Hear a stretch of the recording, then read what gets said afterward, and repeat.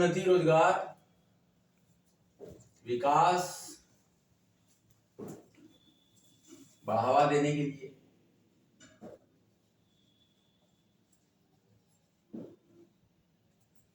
सरकार, हम interim budget पढ़ा रहे हैं आपको, 50 वर्षीय ब्याज मुक्त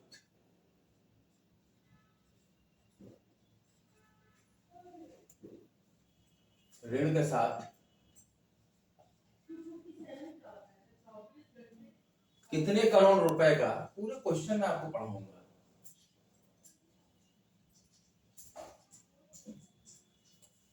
कोष स्थापित करेगी। ये सब इंटरिम बजट में कहा गया।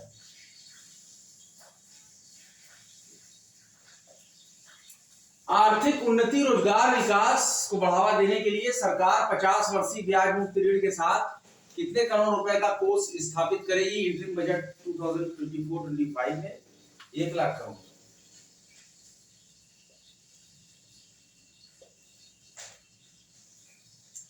करोड़, अंतरिम बजट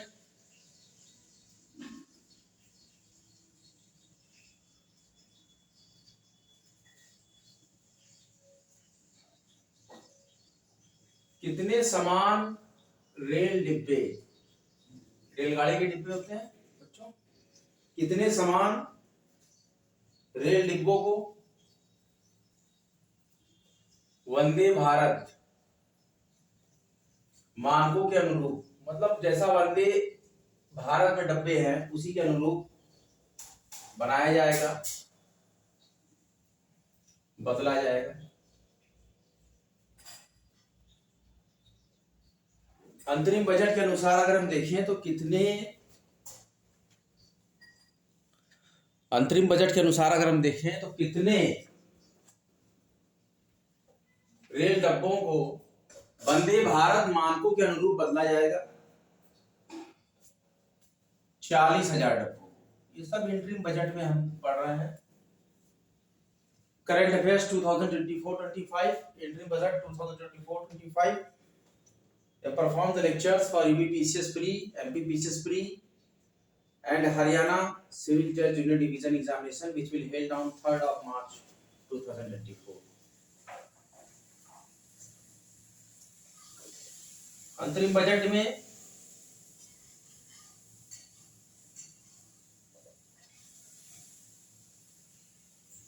पेशेवरों के लिए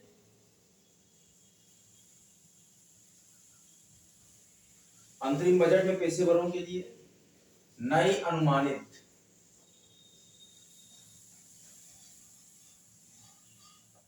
कराधान सीमा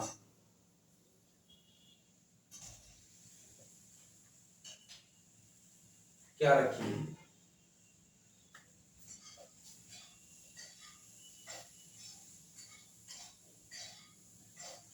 अंतरिम बजट 2024-25 में पेशेवरों के लिए नई अनुमानित कराधान सीमा क्या रखी गई है।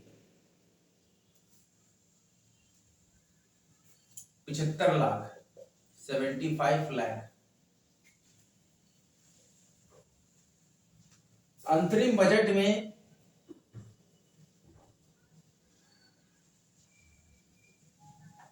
खुदरा व्यवसाय मतलब फुटकर, खुदरा व्यवसायों के लिए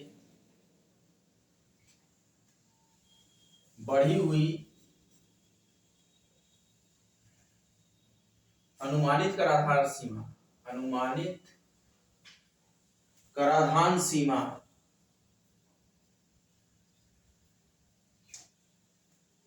क्या रखी हुई।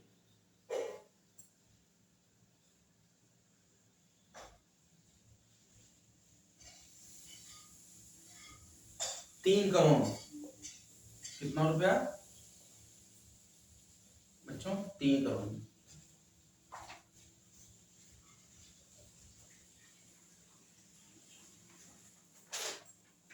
आर्थिक उन्नति, रोजगार, विकास को बढ़ावा देने के लिए सरकार 50 वर्षीय ब्याज मुक्त ऋण के साथ कितने करोड़ रुपए का कोष स्थापित करेगी। 1 लाख करोड़ रुपए का कोष स्थापित करेगी। इंटरिम इंटरिम बजट के अनुसार कितने समान रेल डिब्बों को वंदे भारत मानकों के अनुरूप बदला जाएगा? 40,000 डिब्बों को। इंटरिम बजट में पेशेवरों के लिए नई अनुमानित कराधान सीमा क्या रखी गई है? 75 लाख। अंतरिम बजट में खुदरा व्यवसायों के लिए बढ़ी हुई अनुमानित कराधान सीमा क्या रखी गई है? 3 करोड़।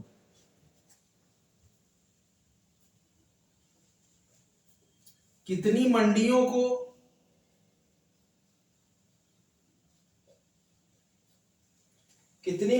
को इलेक्ट्रॉनिक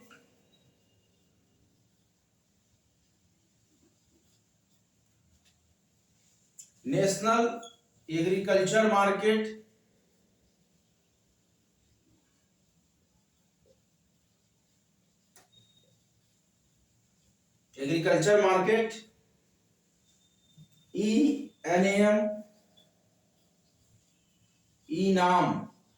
ENAM मतलब ई नाम प्रोजेक्ट, ENAM में एकीकृत किया गया है।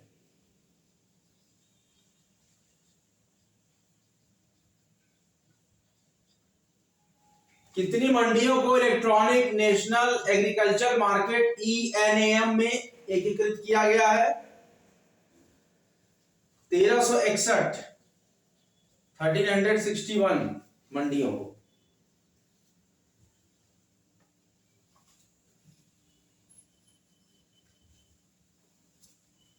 आगे बढ़ते हैं बच्चों। जो लोग चैनल को पहली बार विजिट कर रहे हैं, कृपया चैनल को सब्सक्राइब करें, वीडियो को लाइक करें, शेयर करें। हम करंट अफेयर इंटरिम बजट पढ़ा रहे हैं। अगले 5 वर्ष में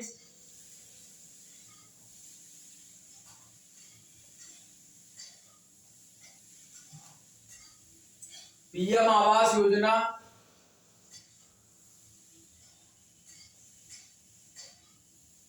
अगले 5 वर्षों में पीएम आवास योजना रूरल मतलब ग्रामीण क्षेत्र के तहत कितने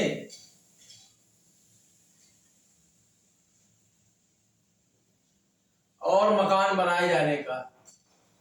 ग्रामीणों को मकान मिलता है, शहरी क्षेत्र में मकान मिलता है। पीएम आवास योजना मकान बनाए जाने का लक्ष्य रखा गया है। पीएम आवास योजना चल रही है तो रूरल में, ग्रामीण में कितने और मकान बनाए जाने का लक्ष्य रखा गया। और कितने मकान और बनेंगे? अभी 2 करोड़ मकान और बनेंगे। अभी इस इंटरिम बजट में जितने मकान बनाने का लक्ष्य था वो तो था, अभी 2 करोड़ मकान और बनेंगे अगले 5 सालों में। सरकार ने, मौजूदा सरकार ने ईयर 2024-2025 तक ग्रॉस डोमेस्टिक प्रोडक्ट का कितना प्रतिशत राजकोषीय घाटा लाने का लक्ष्य रखा है? राजकोषीय घाटा लाने का लक्ष्य रखा है। बताइए बच्चों। सरकार ने वर्ष 25-26 तक, 24 तक नहीं, 2025-26 तक सरकार ने वर्ष 2025-26 तक जीडीपी का कितना प्रतिशत राजकोषीय घाटा लाने का लक्ष्य रखा है? इसमें 4 ऑप्शन है आपके पास: 3.4%, 4.5%, 3.5% और 5.5%। तो देखिए 4.5% लाने का लक्ष्य रखा है। कितना रखा है? 4.5% लाने का लक्ष्य। वित्त वर्ष 2024-25 वित्त वर्ष 2024-25 के लिए पूंजीगत, बच्चों ध्यान दीजिए, पूंजीगत व्यय में कितने प्रतिशत की वृद्धि हुई है?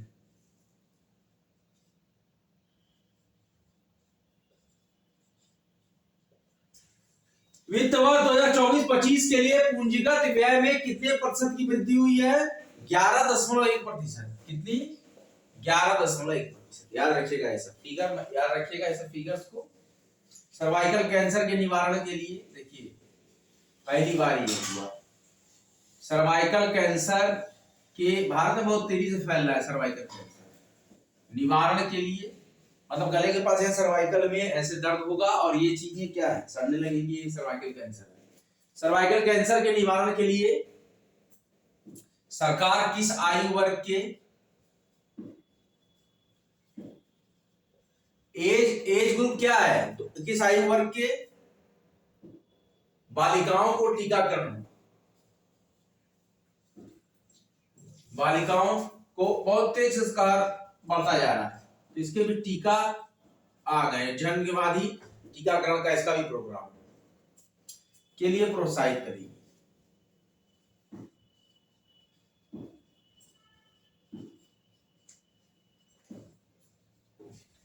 सर्वाइकल कैंसर के निवारण के लिए सरकार किस आयु वर्ग की बालिकाओं को टीकाकरण के लिए प्रोत्साहित करेगी?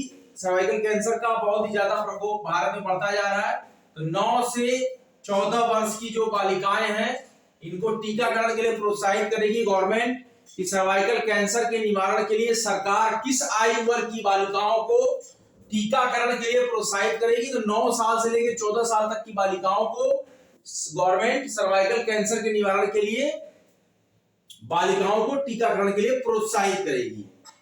9 से 14 वर्ष की, ये क्वेश्चन बहुत इंपॉर्टेंट है। वर्ष 2024-2025 के दौरान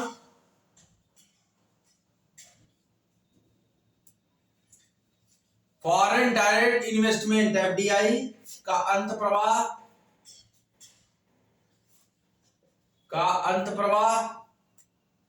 कितना अरब डॉलर? एफडीआई का अंतर प्रवाह कितना अरब डॉलर रहा 2024-25 में? 596 अरब डॉलर। कितना? 596 अरब डॉलर। 596 अरब डॉलर। ध्यान दीजिए। आप लोगों ने रिवीजन बुक निकाली है, हम एक थॉरो रिवीजन देख के फर्दर प्रोसीड करते हैं लेक्चर को। बच्चों आप है कॉम्टेरिया पर, कॉम्टेरिया वेल डिजाइन लेक्चर आपको दे रहा है current affairs interim budget 2024-25 which is very useful for upcoming examination which will head on the further days upcoming times.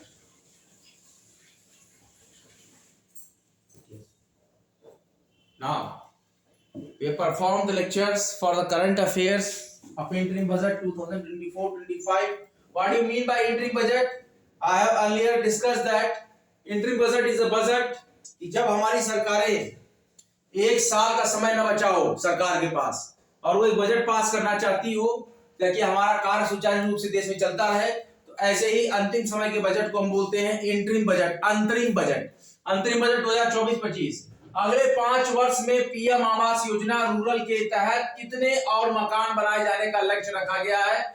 2 crore मकान और अगले 5 साल में बनाए जाएंगे। सरकार ने ईयर 2025-2026 तक जीडीपी का कितना परसेंट राजकोषीय घाटा लाने का लक्ष्य रखा है? 4.5% तक जीडीपी का राजकोषीय घाटा लाने का लक्ष्य रखा है। इसके पहले जो डाटा था 2023-24 का 4.1% और 24-25 का 4.8% था। अब हम घाटे को और कम करने की कोशिश कर रहे हैं। 2025-26 तक 4.5% लाने का लक्ष्य रखा है। वित्तीय वर्ष 2024-25 के लिए पूंजीगत व्यय में कितने प्रतिशत की वृद्धि हुई? तो इसमें 11.1% व्यय की वृद्धि हुई। सर्वाइकल कैंसर के निवारण के लिए सरकार किस आयु वर्ग की बालिकाओं को टीकाकरण के लिए प्रोत्साहित करेगी? 9 से 14 वर्ष की बालिकाओं को गवर्नमेंट सर्वाइकल कैंसर के निवारण के लिए बालिकाओं को टीकाकरण के लिए प्रोत्साहित करेगी। वर्ष 2024-25 के दौरान एफडीआई का अंतर प्रवाह कितने अरब डॉलर का रहा? 596 अरब डॉलर का अंतर प्रवाह रहा ईयर 2024-25 के दौरान। फॉरेन डायरेक्ट इन्वेस्टमेंट का कितनी मंडियों को इलेक्ट्रॉनिक नेशनल एग्रीकल्चर मार्केट ई नाम ENAM में एकीकृत किया गया है 1361 मंडियों को। 1361 mandis enrolled for the electronic national agriculture market e-NAM market, इसको इंटीग्रेट किया गया है। एकीकृत का मतलब इंटीग्रेटेड। इसी प्रकार से आप लोग अपने एग्जामिनेशंस के लिए इंटरिम बजट को हमने कंप्लीट कर दिया। एक लेक्चर हमारा जो इंटरिम बजट बहुत इंपॉर्टेंट, बड़ी महती भूमिका रखता है, ये हमने सक्सेसफुली कंप्लीट कर दिया। अगला एक हम सेट आउट देख लेते हैं। इसमें ये जो इंपॉर्टेंट इस समय चल रहा है क्वेश्चन, बहुत ही इंपॉर्टेंट यहाँ पे क्वेश्चन आपका प्रैक्टिस सेट 10 हम यहाँ पे आपको करा देते हैं। बहुत ही बेहतरीन और बेजोड़ किताब है ये। इसमें से अगर आपने पढ़ लिया, श्योर क्वेश्चन आपके UP PCS, MP PCS, Haryana judiciary सब में फंसेंगे। बहुत ही बेहतरीन उन्होंने किताब बनाई है। इसी किताब से मैं पढ़ा रहा हूँ। काफी अच्छा, ऐसे अध्यापकों का मैं तहे दिल से शुक्रिया अदा करता हूँ कि जो शिक्षा के क्षेत्र में एक नई क्रांति लेकर आए, एक ऐसा कंटेंट जो कि बेहतरीन। नियुक्ति की बातों को समझिए, कौन कौन नियुक्तियां हुई है। अब आप इसके जंबलिंग ये जो है कि हम आपको बताएंगे कौन कौन किस किस पद पे नियुक्त हुआ है, उसको आप बताइएगा कौन सा इनकरेक्ट है नियुक्ति। राजेश नाम्बियार है नैसकॉम के अध्यक्ष। आपको बताना है कौन सा इसमें से सुमेलित है। नैसकॉम के अध्यक्ष हैं राजेश नाम्बियार हैं नैसकॉम के अध्यक्ष, नैसकॉम के। तो आपको ये बताना है कि कौन सुमेलित है। इस क्वेश्चन में आपको आंसर बताना है क्या बच्चों, कौन सा एग्जैक्ट सुमेलित है, आपको ये आंसर देना होगा। देखिए पहला है क्वेश्चन, राजेश नाम्बियार नैसकॉम के अध्यक्ष हैं। हाँ लगता तो है, देखते हैं फिर फाइनल करेंगे। ब्राइस ओलीई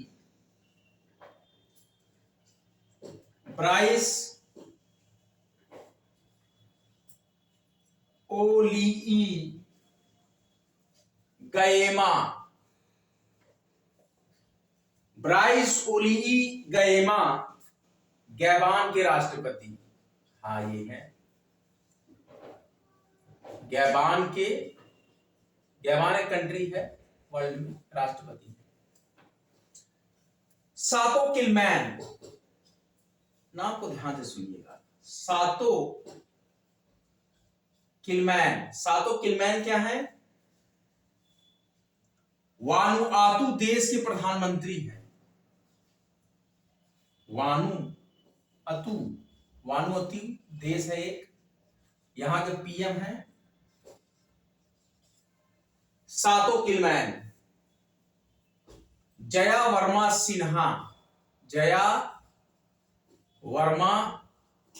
सिन्हा, ये है रेलवे बोर्ड की, बहुत इंपॉर्टेंट ये क्वेश्चन जरूर आएगा। रेलवे बोर्ड की पहली महिला, जो भी फर्स्ट होता है वो क्वेश्चन बन जाता है। रेलवे बोर्ड की पहली महिला अध्यक्ष और सीईओ, रेलवे बोर्ड की पहली महिला अध्यक्ष और चीफ एग्जीक्यूटिव ऑफिसर। तो देखिए राजेश नाम्बियार नैसकॉम के अध्यक्ष हैं, हाँ। ब्राइस ओली गैमा गैबान के राष्ट्रपति हैं, हाँ। सातो किलमैन वानुआतु के पीएम हैं, सही है। जया वर्मा सिन्हा रेलवे बोर्ड की पहली महिला अध्यक्ष और चीफ एग्जीक्यूटिव ऑफिसर है। तो इसमें हमारे पास ऑप्शंस हैं, ए सही था, बी सही था, सी सही था, डी सही था या ई सही था। ई है ऑल ऑफ दिस, इनमें से सही। तो प्रश्न है कि हाल ही में नियुक्त हुए व्यक्तियों के नियुक्ति और व्यक्ति और नियुक्ति, नियुक्तियां ये हैं, व्यक्ति ये हैं। नियुक्तियां ये हैं, राजेश नाम्बियार व्यक्ति नैसकॉम के अध्यक्ष हैं। नियुक्ति क्या है? नियुक्ति और व्यक्ति। तो व्यक्तियों का नाम हम यहां लिख रहे हैं, अब यहां क्लियर लिख देते हैं बच्चों। व्यक्ति यहां पे है हमारे पास, ये जो एरो बनाए हैं ये व्यक्तियों का नाम है, कौन है, आदमी है, औरत है, और यहाँ पर नियुक्ति,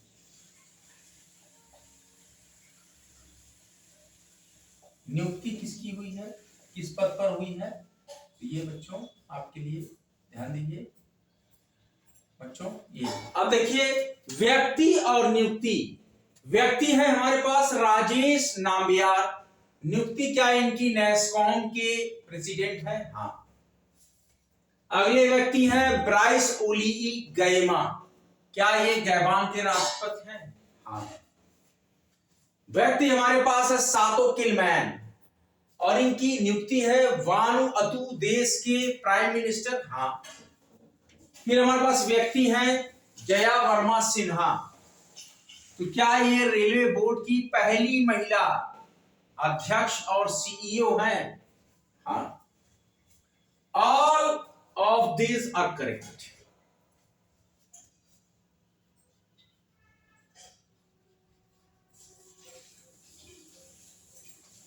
हमारा स्लोगन है स्टडी harder than harder